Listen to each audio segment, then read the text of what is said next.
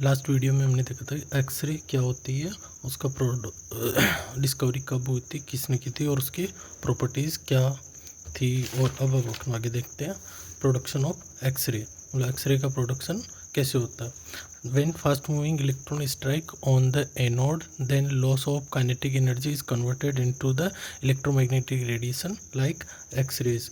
जब कोई fast moving electron suppose कीजिए कैथोड से रिलीज होता है, तब एनोड के ऊपर फोकल स्पॉट, जो एनोड का या टारगेट का फोकल स्पॉट होता है, वहाँ स्ट्राइक होता है, डिक्लेरेशन होता है। उसकी वजह से जो एनर्जी का लॉस होता है तो वो एक्सरे का प्रोडक्शन होता है, एक्सरे में कन्वर्ट होती है।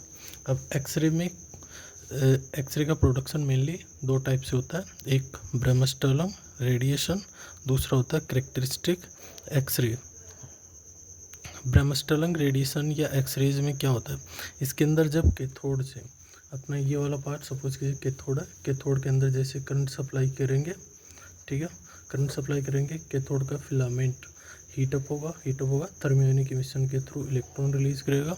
वो इलेक्ट्रॉन कैथोड से एनोड के ऊपर स्ट्राइक करेगा, किसकी वजह से, केवीपी की वजह से, जो वोल्टेज का डिफरेंस होगा उसकी वजह से इलेक्ट्रॉन जितना ज़्यादा केवी उतनी ही ज़्यादा फास्ट स्ट्राइक करेगा और वैसे अपने एक्सरे में कन्वर्ट होगा, ठीक है।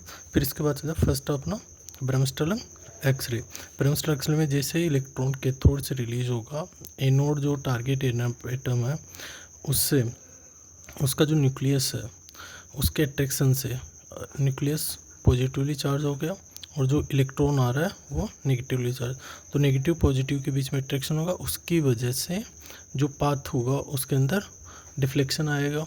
डिफ्लेक्शन आने की वजह से जो काइनेटिक एनर्जी का लॉस होगा वो काइनेटिक एनर्जी अपनी ब्रह्मस्टरम रेडिएशन या एक्सरे में कन्वर्ट हो जाएगी। दूसरा टाइप है अपना कैरेक्टरिस्टिक एक्सरे। कैरेक्टरिस्टिक एक्सरे में क्या होगा, जो कैथोड था, कैथोड से इलेक्ट्रॉन रिलीज हुआ, वो इलेक्ट्रॉन स्ट्राइक हुआ, जो इनरमोस्ट सेल है वहाँ से तो ऑर्बिटल इलेक्ट्रॉन को रिमूव करेगा, उस ऑर्बिटल इलेक्ट्रॉन को अपनी पूरी एनर्जी देगा और जो एक्स्ट्रा एनर्जी वो काइनेटिक एनर्जी के अंदर रिलीज होगी, ये इलेक्ट्रॉन बाहर स्कैटर्ड हो जाएगा। तो ये जो वैकेंसी क्रिएट है इसको बाहर वाला LMNOP XYZ किसी भी सेल का ऑर्बिटल इलेक्ट्रॉन फिलअप करेगा। इस वैकेंसी को कोई बाहर वाला फिलअप किया, यहाँ से यहाँ आया, तो इन दोनों के बीच का जो एनर्जी डिफरेंस था वो एनर्जी रिलीज हुई, उसको अपन ने कैरेक्टरिस्टिक रेडिएशन कह दिया।